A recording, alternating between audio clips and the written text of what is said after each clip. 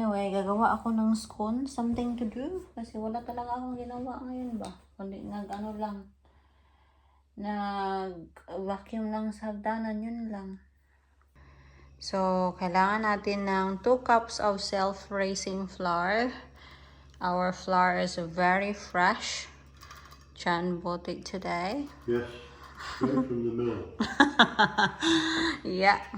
You need the fresh ingredients para hindi mag-flatten yung ating... I want to say Dusty Miller. Yeah, okay.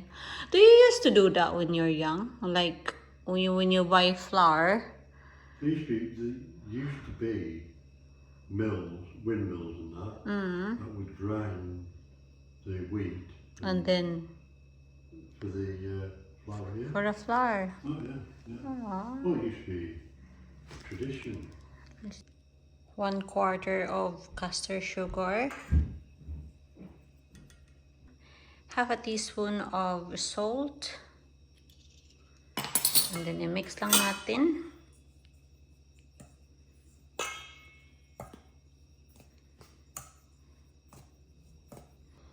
And then, huwag natin kalimutan yung ating butter. 85 grams of butter. And then, ang gagawin natin yan, i-ano lang natin. I-mix lang natin sila until they become like a breadcrumbs. So, yan na siya. Nahalo na yung butter. So, ngayon naman, mag-add tayo ng milk. So, 160 ml of milk.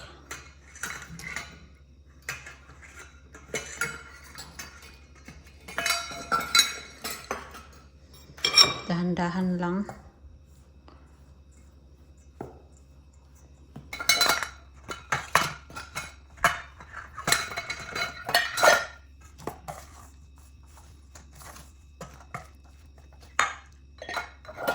Nag-add na din ako dito ng half a cup of sultana.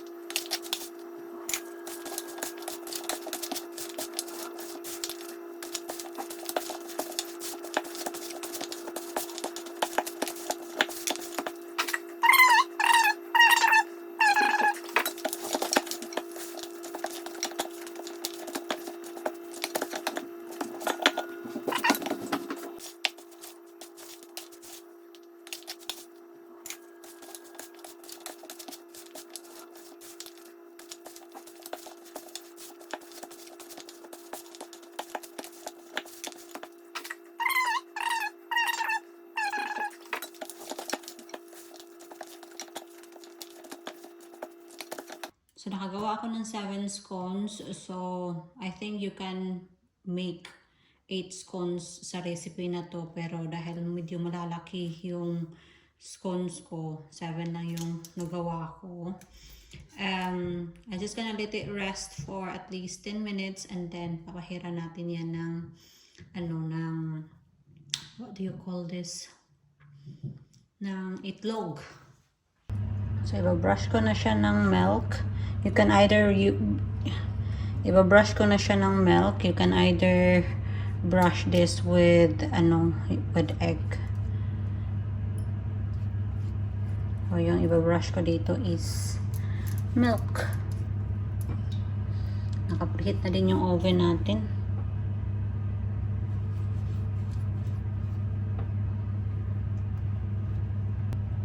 Sana maging successful to kasi this is my first time as well making scones.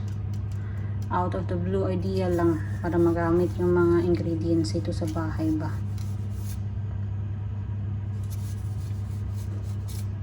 Okay, lagay na natin to. See you later. Alright, check natin ulit. Oh, nasunog na nga ito. Tingnan natin. Did it resin? Totoo na kaya yan?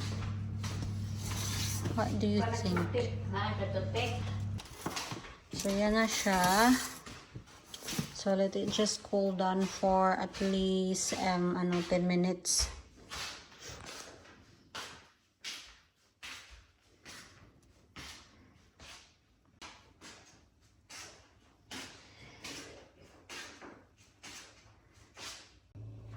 So, noong nakaraang araw, pumunta kami sa Chinese shop. So, nakabili ako ng sayote. So, gigisahin ko yan.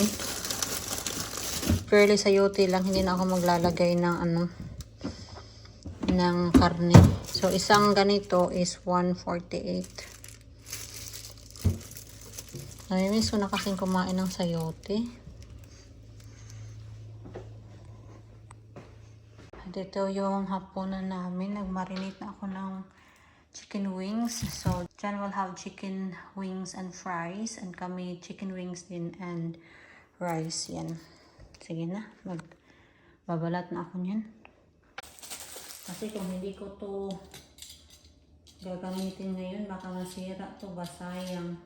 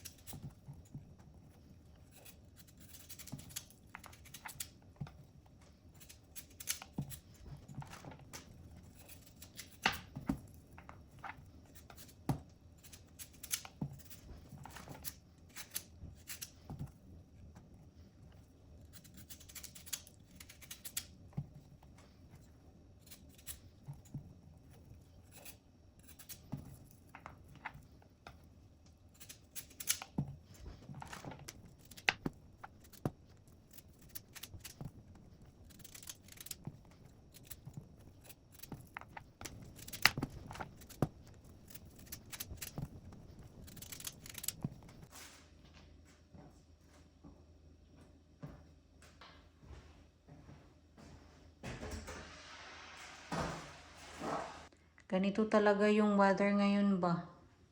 Ito, makulimlim. Buong araw ganyan.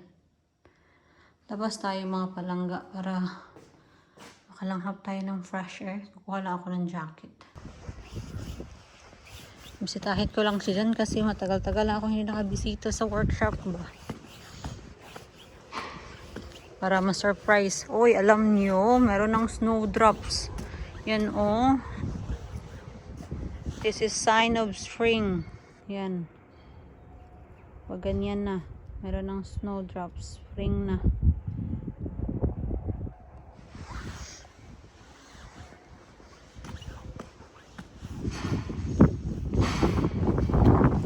Mangungulit tayo.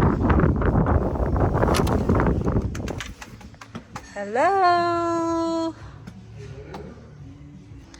Busy ang ating Mr. John. You're busy, aren't you?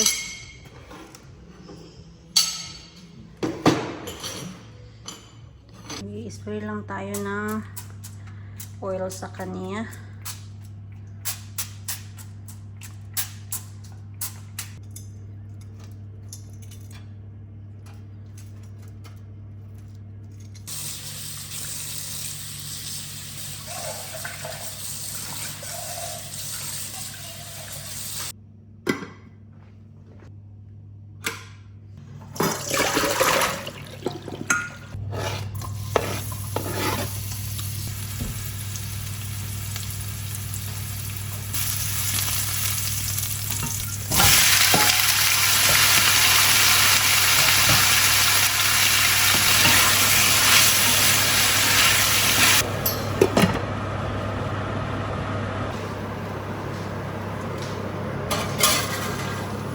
kaunti pa, hindi pa yan ready. So, ito, I just need to, so, yung mga kaunting natitira pang sauce dito. So, i-base lang natin.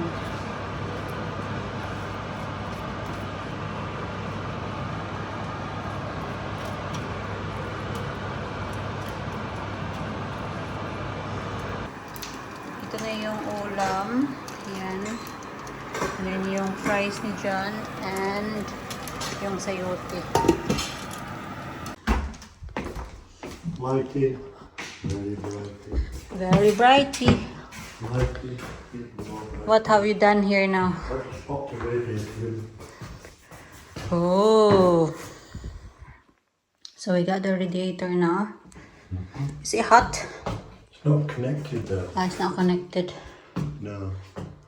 Not yet. You see, this is for you. Put your towel here. And this Little one. person, this is for big person. Really? Yeah. Good.